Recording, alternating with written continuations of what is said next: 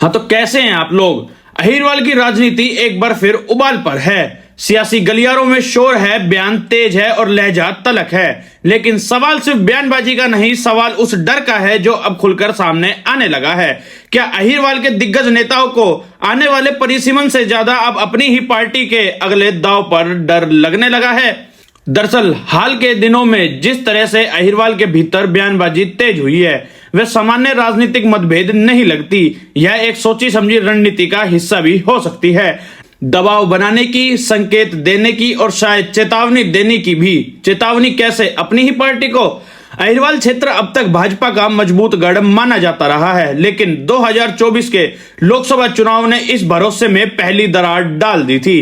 कांग्रेस ने एक गैर अहिर चेहरे को मैदान में उतारा, जो भले ही चुनाव तो हार गया, लेकिन जिस तरह से उसे वोट मिले उसने सियासी गणित बदलने का संकेत जरूर दे दिया। वही चुनाव आज भी सियासत की नींव बनता नजर आ रहा है। अब परिसीमन की चर्चाओं के बीच नेताओं की बेचैनी और बढ़ गई है। फुसफुसाहट है कि सीटों के पुनर्विभाजन में अगर अहिरवाल की सीट कमजोर हुई तो समीकरण पूरी तरह बदल सकते हैं। लेकिन असली चिंता यही खत्म नहीं होती।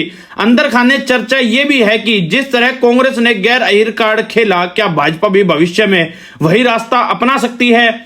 यही वो डर है जो आज बयानबाजी बनकर बाहर आ रहे हैं। यही वजह है कि जो नेता आज एक दूसरे पर हमलावर हैं, वही नेता कल एकजुट होकर अहिरवाल की सीट बचाने में जुट गए थे। जब घेरने का वक्त आया तो सारे मतभेद किनारे रख दिए गए। अब सवाल है, क्या वही हालात फिर बनते दिखाई देंगे? राजनीतिक विश्लेषकों का मानना है कि भाजपा पर दबाव बनाए रखने की यह कोशिश सिर्फ आपसी लड़ाई नहीं है, बल्कि एक संदेश भी है कि टिकट, चेहरा और नेतृत्व में किसी गैर अहिर प्रयोग से पहले 100 बार सोच लिया जाए। क्योंकि अगर एक गैर अहिर उम्मीदवार लोकसभा में इतना असर दिखा सकता है तो भविष्य में तस्वीर और भी बदल सकती है। तो क्या आज की बयानबाजी कल के फैसलों को प्रभावित करने की रणनीति है?